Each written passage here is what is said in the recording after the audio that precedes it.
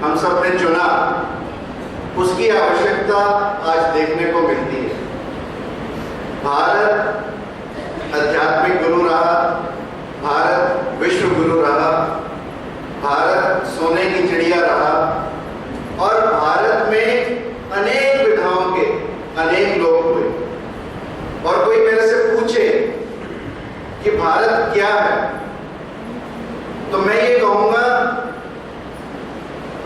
कि युगों युगों के संचित संस्कार, युगों युगों के संचित संस्कार, ऋषि मुनियों के उच्च विचार, धीरों वीरों का व्यवहार, ये है पुरातन संस्कृति के श्रृंगार।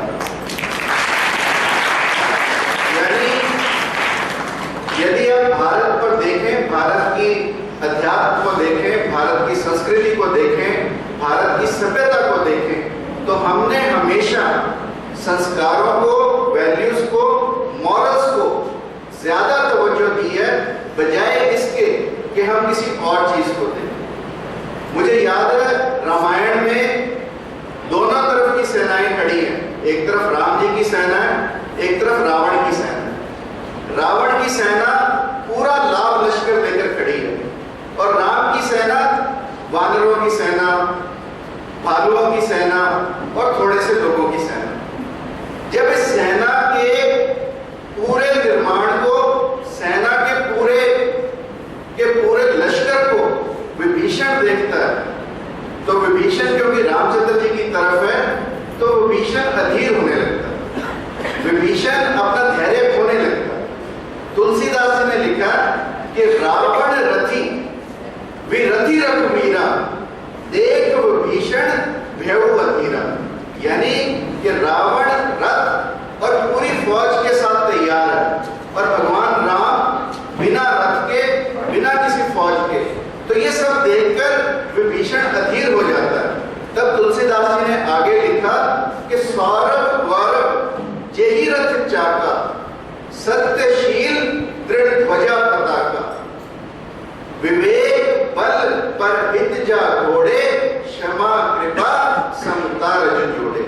यानी तुलसीदास जी लिखते हैं कि रामचंद्र जी एक ऐसे रथ पर सवार हैं जिस रथ में सौरभ और गौरव, जिस रथ के पहिए, सत्य, शील और दृढ़ता जिस रथ की पताका है, और विवेक, बल और परहित जिसके घोड़े हों, और क्षमा, कृपा और समता उन घोड़ों को खींचने वाली डोरियां हों, ऐसे रथ पर रामचंद्र जी सवार हों, तो उस रामचंद्र जी को कोई हरा नहीं सकता।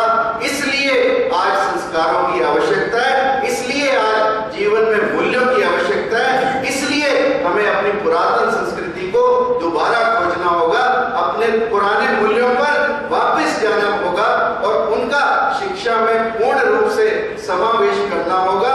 तभी हम आगे अपनी जिंदगी को चला सकते हैं। अन्यथा जो लोग कहते हैं कि 2020 में हिंदुस्तान तबाह हो जाएगा, तो यदि भौतिक रूप पर ना भी हो परंतु सांस्कृतिक रूप में भारत का तबाह होना निश्चित है।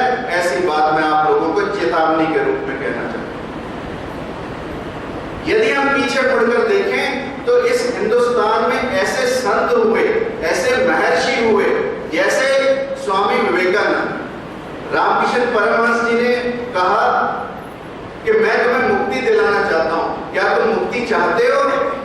तो स्वामी विवेकानंद ने कहा कि क्या आप इस देश के 70 करोड़ लोगों को, आज तो 120 करोड़ हो गए, 70 करोड़ लोगों को मुक्ति दिला सकते हैं? तो स्वामी जी ने कहा कि मैं सिर्फ तेरी मुक्ति की बात करता हूं। तो विवेकानंद जी ने कहा कि मैं मुक्त होना नहीं चाहता जब तक मेरे 70 करोड़ भाई बहन भी मुक्त ना हो।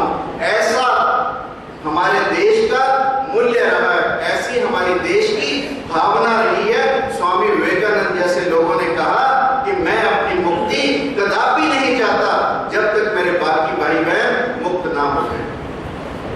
संत तुकाराम जैसे लोग, जिनके पास शिवाजी मराठा पूरी अशर्फियों का बस्ता लेकर गए और संत तुकाराम ने कहा कि मेरा इस माया से कोई अभिप्राय नहीं, शिवा तुम राजा हो, ये अशर्फियां तुम्हें शोभा देती इसलिए मेरा इनसे कोई अभिप्राय नहीं है।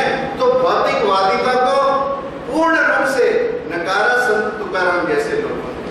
और दोबारा से देखो, यदि शिवाजी के पास समर्थ गुरु रामदास जो उनके गुरु थे कुछ मांगने आए, तो शिवा ने अंदर जाकर सोचा कि अशरफियां दूं, ये धन दौलत दूं। जब कुछ समझ में नहीं आया तो एक कागज का टुकड़ा, उस पर कुछ लिखा और समर्थ गुरु रामदास की झोली में डाल दिया। समर्थ गुरु रामदास भी देखकर हैरान हुए कि मैं तो इसे कुछ मांगने आया था और इस व्यक्ति ने कागज मेरी झोली में डाल दिया। शिवा ने कहा कि इस कागज को पढ़कर देखो। और जब समर्थ गुरु रामदास ने उस कागज को पढ़ा तो उस पर लिखा था, महाराज ये आपका राज्य आपको समर्पित। ऐसे मूल्यवान शिवाजी जैसे राजा हमारे देश में हुए।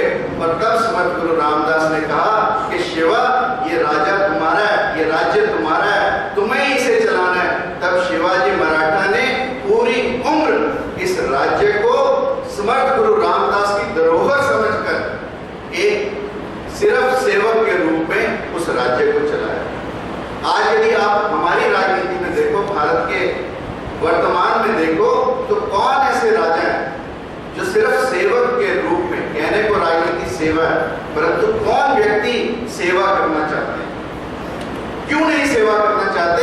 क्योंकि हमने कहीं ना कहीं अपने जीवन के मूल्यों को खो दिया, अपने जीवन के संस्कारों को खो दिया। इसलिए आज उन्हें जरूरत है कि हम वापस अपने संस्कारों को पैदा करें, अपनी नई पीढ़ी को संस्कारवान बनाएं, आत्मावान बनाएं। यदि आप लोगों ने कभी सोचा कि जो भारत इतना गौरवमयी था, आज वो भारत पुनः ऐसा कैसे हो गया? यदि आप सोचें तो परमात्मा ने हमें सब कुछ दिया।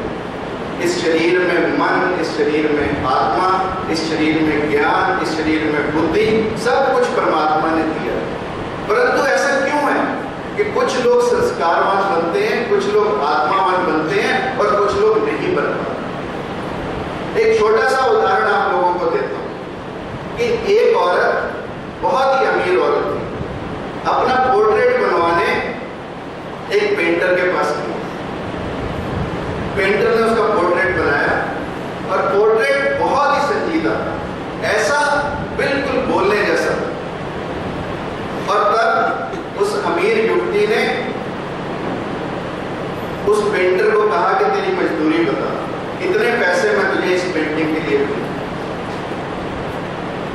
तो उस पेंटर की समझ में नहीं आया कि 100 रुपए मांगू, 200 रुपए मांगू, 500 रुपए मांगू, 1000 रुपए मांगू, जो मांगने की इच्छा हो वही थोड़ा लगे, और कुछ मांग नहीं पाया। तो उस स्त्री ने उसे अपना पूरे का पूरा पर्स दे दिया। अब वो पर्स जब उसे मिला तो एक पेंटर पर्स की कीमत क्या जाने? उसने सोचा कि अच्छा होता 100 रुपए ही मांग लेता, ये तो पर्स देकर चलेगी, इस पर्स का मैं क्या करूंगा? फिर उसने कहा कि मैडम मुझे ये पर्स नहीं चाहिए, मुझे आप 100 रुपए ही दे दो। अब उस मैडम ने अपना पर्स खोला तो पेंटर देखकर हैरान हो गया कि उस पर्स में 1 लाख रुपए, जिसमें से 100 का नोट उस औरत ने निकाला और उस पेंटर को दे दिया। अब वो पेंटर तड़पा, अब वो पेंटर को महसूस हुआ कि तूने पूरे का पूरा पर्स क्यों नहीं रखा। इसी तरह से परमात्मा ने हमें पूरे का पूरा पर्स दिया। आवश्यकता है उस पर्स को खोल कर देखने की कि इसमें कितने लाख रुपए हैं, और वो रुपए क्या हैं? वो हमारे मूल्य हैं, वो हमारे संस्कार हैं, वो हमारी आत्मा की आवाज है। सिर्फ यदि हम अपने पर्स को खोलने की कोशिश करें, यदि हम अपनी दिव्यता को पहचानने की कोशिश करें, तो शायद हमारा जीवन बदलने लगे। इसलिए आवश्यकता है उस पोर्ट्रेट, उस पर्स को खोलने की। दूसरा उदाहरण आपको देता हूं। आप सब लोग टीचर बनेंगे, इसलिए आपके लिए बहुत जरूरी है इस उदाहरण को जानना। सिकंदर का नाम आप लोगों ने सुना? सिकंदर को अफलातून नाम का व्यक्ति पढ़ाने आता था, और एक दिन सिकंदर ने कहा, क्योंकि राजा